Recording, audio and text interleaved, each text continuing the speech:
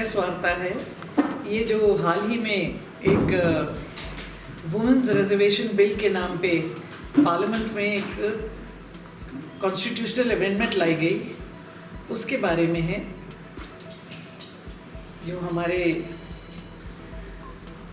विपक्षी दल हैं, यानी हम वैसे सरकार से विपक्ष में हैं, पर राजनीतिक तौर पे जो हमारे विपक्षी दल हैं, यानी कि चाहे वो भारतीय जनता पार्टी हो या अन्य दल हैं जो एनडीए के घटक हैं, वो इस बिल के बारे में तरह तरह की गलत भ्रांतियाँ फैलाने का प्रयास कर रहे हैं। सबसे पहली बात तो ये जो कॉन्स्टिट्यूशनल अमेंडमेंट लाया गया था, ये कोई विमेंस बिल नहीं था, विमेंस रिजर्वेशन बिल नहीं था। विमेंस रिजर्वेशन बिल जो है 2023 में लोकसभा में पारित हो चुका है और राज्यसभा में तो 2010 में जब यूपीए की सरकार थी तब पास हो चुका है। ये एक जिसको बैकडोर एंट्री कहते हैं, बैकडोर एंट्री के ज़रिए डीलिमिटेशन करने का और भारत का जो ढांचा है, राजनीतिक मैप है, उसको बदलने का प्रयास। अगर आपको थोड़ा सा पीछे में ले जाऊं, 2023 में जो bill women's reservation bill pass हुआ, सभी दलों ने, कोई भी ऐसा दल नहीं था जिसने इसका विरोध किया, सभी दलों ने सर्वसम्मति से, ध्वनि मत से इसको पारित कर दिया था। ये जो बिल लाया गया था 2023 में, उसमें ये कहा गया था कि जो महिलाओं को आरक्षण मिलेगा 33%, वो नेक्स्ट जो सेंसस होगा उसके बेसिस पे होगा। अब सेंसस कराना किसका काम है? भारत सरकार का। भारत सरकार ने 2011 के बाद में सेंसस कराया ही नहीं है, यानी आज कौन सा साल चल रहा है? 26। तो अभी तो 21 वाला ख़त्म होके 31 वाले की तैयारी जो है वो शुरू हो जानी चाहिए थी, लेकिन ऐसा हुआ नहीं। खैर कोई बात नहीं, अगर उनको विदाउट सेंसस भी करना था, ये शर्त कॉन्स्टिट्यूशनल जो अमेंडमेंट लाया गया था 23 में, उसी में रखी गई थी कि पहले जो है वो सेंसस होगा और उस सेंसस के बेसिस पे 15 साल की रोटेशन पे बिल जो है वो रिजर्वेशन देगा, यानी कि जो सीट रिजर्व हो जाएगी वो फिर डी रिजर्व हो जाएगी, 15 साल में वो घूमेगा रोटेशन। अब जो ये बिल लेकर के आए, इसमें इन्होंने क्या ऐड कर दिया कि भारत में जो 543 सीट्स हैं लोकसभा की, उसको 850 कर दिया जाए, और 850 कर दिया जाए ऑन द बेसिस ऑफ 2011 का सेंसस। अब 2011 का सेंसस तो आज बोला है 2011 का सेंसस, कल बोलेंगे 2011 से भी पहले का सेंसस, 2001 का सेंसस। इसकी तो कोई सैंक्टिटी नहीं है। आपको जब अगर कोई चीज़ आपको करनी है वर्तमान समय में, तो आपको वर्तमान फिगर लेने होंगे। तो लेटेस्ट सेंसस के बारे में तो बात मानी जा सकती है, जो कि 2023 के बिल में ऑलरेडी पास हो चुका है कि लेटेस्ट सेंसस किया जाएगा। लेटेस्ट सेंसस के हिसाब से डिलिमिटेशन होगा। डिलिमिटेशन आपको पता है, पहली बात ये बिल ही फॉल्टी है, ये अमेंडमेंट जो लाई गई ये फॉल्टी है, क्योंकि parliament does not have the right to delimit. Delimitation का राइट जो है डिलिमिटेशन कमीशन को होता है। आपने कैसे फिक्स कर दिया कि 850 सीट्स होंगी? ये तो डिलिमिटेशन कमीशन फिक्स करेगा। बेसिस चाहे जो भी हो, पार्लियामेंट कैन नॉट फिक्स कि कितनी सीट्स होंगी। डिलिमिटेशन कमीशन जो अपॉइंट होगा वो फिक्स करता है कि कितनी सीटें आफ्टर डिलिमिटेशन, जो भी फॉर्मूला बनता है पॉपुलेशन का फॉर्मूला। अब पॉपुलेशन के फॉर्मूले में आप देख लीजिए, हम किसी के अगेंस्ट नहीं हैं, पर हम अपने लिए तो हैं। अगर जिस फॉर्मूले की ये बात कर रहे हैं, जिस तरह से ये बात कर रहे हैं कि भाई यूपी की सीटें जो हैं वो 80 से बढ़ा के 140 कर दी जाए, ये आर्बिट्री है, और हिमाचल की सीट जो है 4 से 5 कर दी जाए, तो अल्टीमेटली गैप आप देखिए कितना हो जाएगा। सदर्न स्टेट्स में, छोटे स्टेट्स में, नॉर्थ ईस्टर्न स्टेट्स में गैप जो है ये इतना ज़्यादा हो जाएगा कि it will not be representative of India as it exist. तो हमारा ये मानना है कि ये जो बिल रादर अमेंडमेंट लाई गई, इसका इरादा जो है विमेंस रिजर्वेशन से तो कोई था ही नहीं। विमेंस रिजर्वेशन पास हो चुका है। हमारे माननीय नेता प्रतिपक्ष राहुल गांधी जी ने पार्लियामेंट में कहा, पार्लियामेंट के बाहर भी कहा, और हम सब भी कह रहे हैं 2023 का बिल जो है पारित है। सारे उसके टर्म्स एंड कंडीशन जो है वो 16 अप्रैल को नोटिफाई भी हो गए हैं। आप उस बिल को लागू कर दीजिए as it is. What is the problem? 543 seats पे आप लागू कर दीजिए, सेंसस चालू कर दीजिए। सेंसस कराना तो भारत सरकार का काम है, होम मिनिस्ट्री का काम है। होम मिनिस्ट्री अगर अपना काम करे तो इसमें मुझे नहीं लगता कि कोई इस तरह की बात है। तो हम इस बात को स्पष्ट करना चाहते हैं, कांग्रेस पार्टी इस बात को स्पष्ट करना चाहती है कि Congress party stands for women reservation. सबसे पहला विमेन्स रिजर्वेशन बिल राज्यसभा में 2010 में कांग्रेस ने पास किया।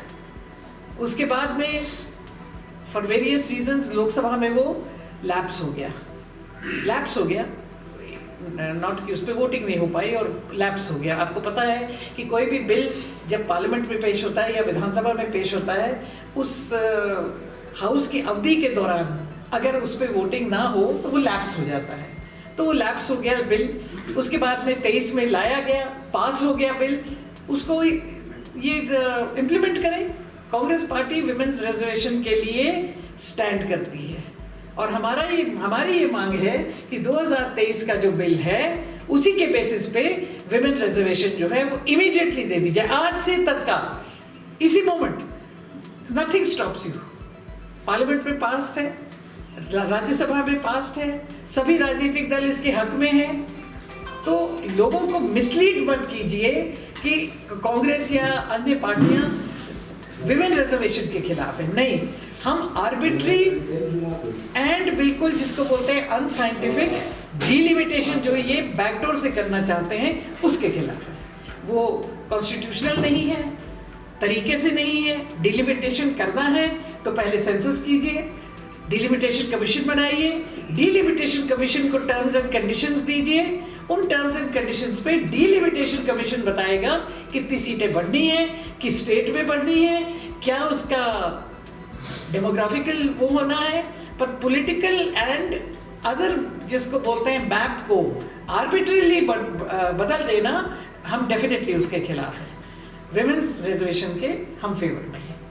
Any question? जनगणना, भाजपा का कहना है कि जनगणना चली हुई है और 2027 में पूरी होगी, तो क्या अगर 2027 के बाद डिलिमिटेशन होती है तो कांग्रेस समर्थन करेगी? डिलिमिटेशन का समर्थन और ना समर्थन करने का तो प्रश्न ही नहीं उठता है, क्योंकि जनगणना चली हुई है। कौन सी जनगणना चली हुई है? क्या आप इस पे प्रकाश डालेंगे? आपको पता है कि जनगणना जो चली हुई है वो जातीय जनगणना चली हुई है, ना कि जनगणना। जो 2011 की जनगणना है उसी के आधार पे जातीय उस पे वो जनगणना चली हुई है।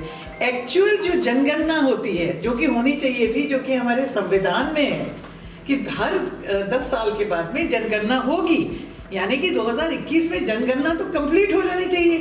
और अभी चर्चा हो रही है कि जातीय जनगणना हम कर रहे हैं, नहीं कर रहे हैं, क्या कर रहे हैं, ये भविष्य के घर में जब सामने आएगा तब हम जनगणना के खिलाफ नहीं है, हम डिलिमिटेशन के भी खिलाफ नहीं है, लेकिन डिलिमिटेशन के को घुसाने के लिए बैकडोर से महिला आरक्षण का नाम लेना ये बिल्कुल गलत बात है।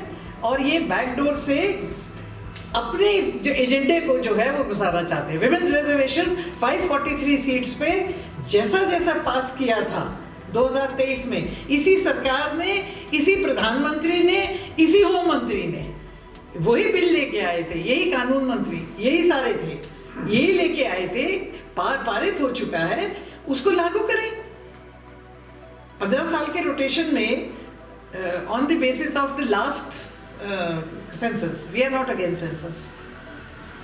चलो आपने अपने हिसाब से बातें तो कर रही हैं, लेकिन महिलाओं को इकट्ठा करने की जैसे रैलियां होती है तो महिलाओं की कहीं भागीदारी नहीं दिख रही है कांग्रेस में, तो कहीं ना कहीं ऐसा तो नहीं कि महिलाओं को बैकफुट पर रखा जाता है? कैसे देखें?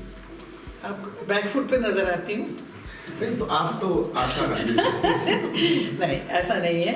कांग्रेस में भी महिलाओं को कांग्रेस में ही क्यों, हर पॉलिटिकल सिस्टम में महिलाओं को जगह है ही है। आफ्टर ऑल 50% ऑफ आबादी महिलाएं हैं, महिलाओं का अपना महत्व है और महिलाओं की अपनी जगह है।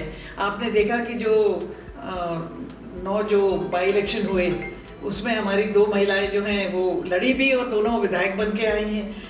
ऐसी कोई बात नहीं है, महिलाओं को महत्व मिलता ही है। हमारी महिला कांग्रेस है तो महिला कांग्रेस का अपना एक रोल है, अपनी वो है। महिलाओं को पीछे रखने का कोई भी पॉलिटिकल पार्टी एक्सेप्ट आरएसएस कोशिश नहीं करती। फिर इतनी कम संख्या क्यों है विधानसभा में महिलाओं की? देखिए, आरक्षण की क्यों बात हो रही है? आरक्षण की बात इसलिए हो रही है क्योंकि सोसाइटी, हमारी जो इंडियन सोसाइटी है उसका एक थॉट प्रोसेस है। इसका थॉट प्रोसेस ये है कि महिलाओं को घर में बैठना चाहिए। उस थॉट प्रोसेस को बदलने के लिए, क्योंकि अब आप देख रहे हैं कि महिलाएं चांद पे पहुंच रही हैं, हमें बड़ी खुशी होती है। हमने कल देखा कि हमारी चुरा की बेटी जो है वो लेफ्टिनेंट बनी। हमें बड़ी खुशी होती है कि हमारे इधर से बच्चे जो हैं, बच्चियां गोल्ड मेडल जीत करके आ रही हैं। अब कोई फील्ड नहीं है जहां पीछे हैं, मगर एक हमारा डेफिनेटली मेल डोमिनेटेड सोसाइटी रही है इंडिया में। अब हालांकि अगर आप इतिहास में जाएं और पुराने उसमें जाएं तो जो दर्जा शिवजी का है उससे बड़ा दर्जा जो है वो काली माता का है। तो हमारे यहाँ महिलाओं को हमेशा जो है मातृ शक्ति और शक्ति के रूप में देखा गया है। तो ऐसा कुछ नहीं है, सिर्फ एक जिसको बोलते हैं फिक्स्ड कोटा हो जाए और टैलेंट की कमी नहीं है। आप इतनी कदावर लीडर रही हैं पर आपको ही बैकफुट पर रखा गया है क्योंकि बहुत ओहदे दिए जा रहे हैं, लेकिन आप वरिष्ठ नेत्री रही हैं, पर आपको नहीं लगता कि आपको इग्नोर किया जा रहा है? मुझे तो बिल्कुल नहीं लगता, और मुझे ऐसा लगता है कि मेरे लायक कोई ओहदा होता तो मैं जरूर ले लेती। मैम, आपने बोला कि महिलाओं को पीछे नहीं रखा जा। अभी कांग्रेस कार्यकारिणी जिला कमेटी का गठन हुआ, उसमें कहीं पे भी महिलाओं का नाम नहीं नजर आ रहा है। देख, जिला कार्यकारिणी में तो हैं महिलाएं, कई ना वाइस प्रेसिडेंट में ना जनरल सेक्रेटरी में, कई अहम पोस्टों पे कहीं पे भी महिलाओं को शामिल नहीं मेरी किया। बात सुनिए, कोई भी संगठन जो होता है, कांग्रेस भी एक संगठन है, हमारे भी संगठन में जहाँ पे एक मेन बॉडी होती है उसके साथ में महिला कांग्रेस भी होती है। तो महिला कांग्रेस में महिलाएं वैसे ही अकोमोडेटेड है और महिलाओं के साथ ज़्यादा कंफर्टेबल भी फील करती हैं। लेकिन मैं एक बात बता दूं आपको कि कांग्रेस पार्टी ने महिला प्राइम मिनिस्टर दिया, कांग्रेस पार्टी ने हिमाचल प्रदेश में महिला प्रेसिडेंट्स दिए। क्या भारतीय जनता पार्टी ने एक भी दिया? बता दें। तो मैम, हमारा सवाल भी वही है कि आशा कुमारी को नेतृत्व करने का हिमाचल का मौका क्यों नहीं दिया, जबकि पंजाब में उन्होंने अपनी कैपेबिलिटी सिद्ध की है। शायद मुझे खुद ही ना बनना हो, मैं अपने कामों में ज़्यादा व्यस्त हूँ। इस पार्टी ने जितना मान सम्मान महिलाओं को दिया है, नहीं तो मैं सोच भी नहीं सकती थी कि हिमाचल प्रदेश जहाँ से 4 MP हैं, 68 कुल विधायक हैं, छोटा सा स्टेट है, हमारी सबसे हाईएस्ट बॉडी होती है CWC से हिमाचल प्रदेश में, आपकी जानकारी के लिए, कभी राजा वीरभद्र सिंह भी जो है मेंबर नहीं बने। अगर CWC में मेंबर बने तो धनीराम शांडिल बने, आशा कुमारी बनी और प्रतिभा सिंह बनी। 3 में से 2 महिलाएं, हाईएस्ट जो डिसीजन मेकिंग बॉडी है। आप जिले की बात कर रहे हैं, अब आप मुझे बताइए कि हाईएस्ट डिसीजन मेकिंग बॉडी में रहने के बाद कौन सी ऐसी जगह है जहाँ पे मैं जो है कोई कुछ एक्सेप्ट करूँ? हमारी प्रेसिडेंट रही सरला शर्मा प्रेसिडेंट, विप्लव ठाकुर प्रेसिडेंट, प्रतिभा सिंह प्रेसिडेंट।